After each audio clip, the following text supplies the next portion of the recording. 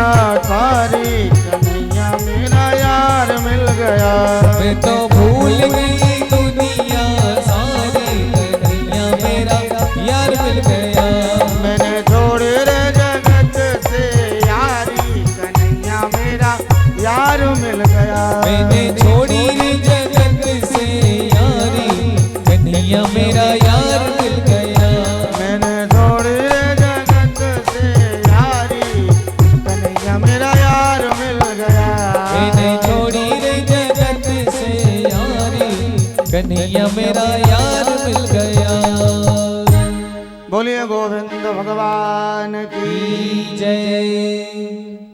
देखिए ये जो गुड्डी है ये अरविंद भैया की हैं। हाँ ये बैठे हैं इसलिए कह दिया है? क्यों अरविंद भैया गलत कह रहे हैं कि सही कह रहे हैं? तो सुन लो, खड़े हो जाओ, थोड़े से खड़े हो जाओ, तुम दोनों ही खड़े हो जाओ, खड़े हो जाओ। भगवान कृपा करे। वाह, अब कुछ नई बात है। प्यारे धर्म प्रेमी बंधुओं, आप देख पा रहे हो दोनों दंपतियों को। मैं समय नहीं दूंगा, आगामी कथा के ये दोनों परीक्षित हैं। ठीक, अब बैठ जाओ। समय सुनिश्चित नहीं है। अब जब भी हमको समय होगा तब हम समय देंगे। एक बार भाव से बोलिए राधे राधे राधे। बंधुओं, प्रसंग पर आएंगे बड़ा ही प्यारा, परम वंदनीय सुखदेव स्वामी वर्णन कर रहे हैं राजन परीक्षित।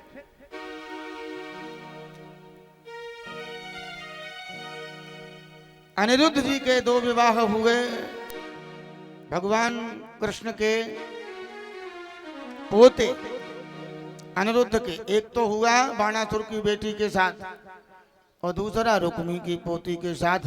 राजा परीक्षित ने पूछ लिया, गुरुवर बाणासुर की बेटी से कैसे हुआ? तो ध्यान देना, बाणासुर के मंत्री का नाम है कुंभांड। क्या नाम है?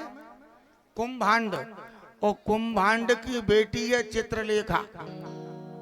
चित्रलेखा और बाणासुर की बेटी का नाम उषा, दोनों आपस में सहेली थी। लेकिन जो कुंभांड की बेटी चित्रलेखा थी वो चित्र कलाकारी में बड़ी निपुण थी। चित्र कलाकारी में, और साथ में मायावी भी थी।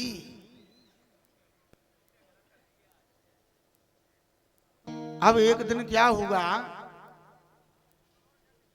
उषा ने कहा चित्रलेखा से, बोले मैंने स्वप्न में अपना विवाह देखा है। क्या देखा है? देखो भैया ऐसा है। हाँ, बात तो बताना पड़ेगी, है? बता दें? चलो कोई बात नहीं, अब फिर बताएंगे, है ना? एक बार भाव से बोलो राधे राधे। हाँ। तो बंधुओं ध्यान देना, बड़ी ही अच्छी बात। उषा ने चित्रलेखा को कहा कि हमने स्वप्न में अपना विवाह देखा है। तो चित्रलेखा चित्र कलाकारी में निपुण थी, उसने तमाम राजाओं के चित्र बनाए। उषा ने कहा बिल्कुल नहीं। और जैसे ही कृष्ण का चित्र बनाया द्वारिका नाथ का, बोले हाँ कुछ शकल मिलती है। प्रद्युम्न का बनाया, बोले इसी की रूबरू शकल है। और जैसे ही अनिरुद्ध का बनाया, बोले बस इसके ही साथ में हमने विवाह देखा है स्वप्न में। चित्रलेखा ने कहा मालूम है ये कौन है? द्वारिका नाथ कृष्ण के पोते हैं, प्रद्युम्न के बेटे हैं, इनका नाम है अनिरुद्ध। द्वारिका में उषा बोली कुछ भी करो, कुछ भी करो, इसको लाओ। चित्रलेखा गई, मायावी थी, द्वारिका गई उड़ करके और पलंग सहित सोए हुए अनिरुद्ध को उठा लाई और ला करके उषा के महल में रख दिया। जब उषा के महल में रख दिया, उषा के बहुत रक्षक भी थे, बाणासुर ने लगा रखे थे। अब एक दिन क्या हुआ, अनिरुद्ध और उषा चौपड़ खेल रहे थे, तो किसी बात पे हंस गए, सो हंसने की आवाज आई। कमरे से बाहर जो रखवाले खड़े थे रक्षक, उन्होंने सुना इस कमरे से तो पुरुष के हंसने की आवाज आ रही है। सो दौड़ करके गया बाणासुर के पास और कहा, बोले बाणेश क्या हुआ? बोले महाराज कन्या यह कुल दूषणम, ये कन्या तुम्हारे कुल को दूषित करेगी। क्यों? बोले इसके कक्ष से किसी पुरुष के हंसने की आवाज आई। तो तुरंत महाराज बाणासुर ने उस कक्ष को खुलवाया, तो क्या देखता है बंधुओं, अनिरुद्ध बैठे हैं। अनिरुद्ध को पकड़ा और बंदी गृह में डाल दिया। और जैसे ही डाला ना, अब नारद जी के मन में तो समझ लो, एक जगह तो रुकते नहीं नारद जी। नारद जी पहुंच गए द्वारिका में भगवान कृष्ण के पास। बोले प्रभु जय हो कहिए। नारद जी बोले और तो सब ठीक है, सब लोग दिखाई दे रहे हैं, ये अनिरुद्ध नहीं समझ में आ रहा है। तो द्वारिकानाथ बोले अभी कोई 2-4 दिन से अनिरुद्ध का पता नहीं लग रहा है कहाँ है। सो नारद जी ने कहा उसका लगेगा भी नहीं। क्यों? कि बोले वो तो बाणासुर की बंदी गृह में। अच्छा, यहाँ एक विशेष बात देखो, भगवान का भजन भोले बाबा का देवता भी करते तो राक्षस भी करते। बाणासुर भगवान भोले का परम प्रिय भक्त, रावण भगवान शंकर का भक्त है। तो महाराज बाणासुर भगवान का प्रिय भक्त था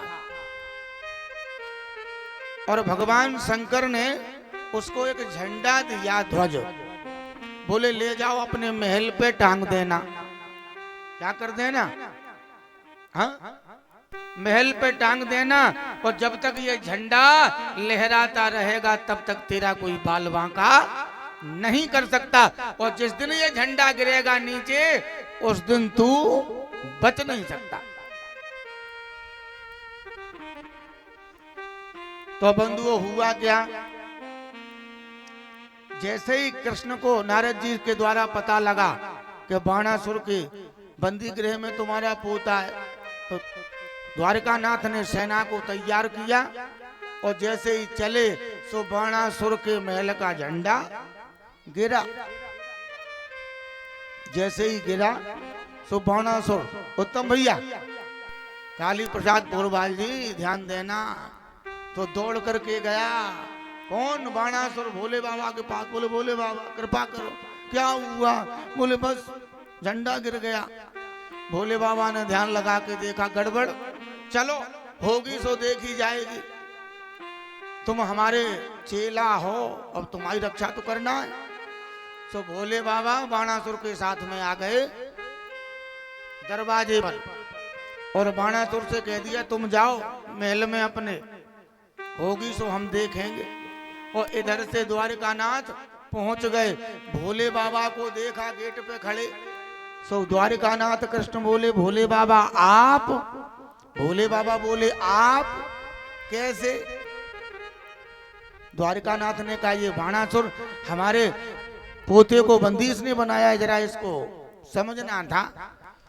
तो शंकर जी बोले प्रभु बाणासुर हमारा चेला है, ऐसे तो नहीं घुसने देंगे अंदर। तब बोले महाराज प्रभु चाहे कछु हो, है स्वामी और सेवक का आज ही निपटारा होगा, ऐसे नहीं जा सकते। जब युद्ध के लिए तैयार हो गए भोले बाबा और कृष्ण, तो सभी देवता जो है कहने लगे अब तो जो है प्रलय होगा। है? जब दोनों शक्तियां आपस में टकराएंगी तो क्या होगा? तो प्रलय होगा। बंधुओं जैसे ही युद्ध प्रारंभ हुआ,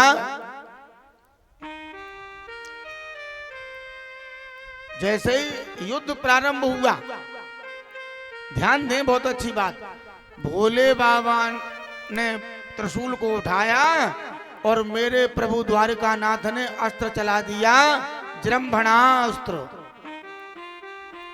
अच्छा ये बताओ जृंभणास्त्र कौन सा हथियार है, बताओ कौन कौन जानता है? ये चश्मा वाली मैया बताएंगा। क्या नाम है? जृंभणास्त्र किसे कहते हैं मालूम है? तो फिर हमारी बात ही सुन लो आप। हाँ अभियाल जान जियो, हम बताएं दे तो अभियाल। अच्छा ये बताओ, कभी कभी भोजन करके खड़े होते हैं और जोर से जो है उबासी आती है ना, किस वो कौन कौन जानता है? क्या कहते हो उसको? हैं जवाई कहते हो ना, बस उसी का नाम है जृंभणास्त्र। भोले बाबा के लिए कृष्ण ने चला दिया, सो भोले बाबा करवे लग गए बस वो चुटकी बजाते रहे। इतनी देर में तो द्वारकानाथ अंदर बाणासुर की 2 भुजाएं हटा दी और बाणासुर हाथ जोड़ करके प्रार्थना करने लगा, प्रभु कृपा करो है?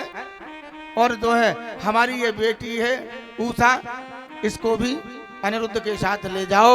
विवाह कर दिया। और जब जैसे ही निकल करके आए तो भोले बाबा खड़े थे, बोले प्रभु क्षमा करना, बाणासुर हमारा चेला है। सो भोले बाबा से द्वारिकानाथ ने कहा, बोले भोले बाबा तुम्हारा चेला है, अब हमारा भी हो गया रिश्तेदार, अब नहीं मारेंगे। हैं क्या हो गया? हाँ हमारा रिश्तेदार हो गया, अब नहीं मारेंगे।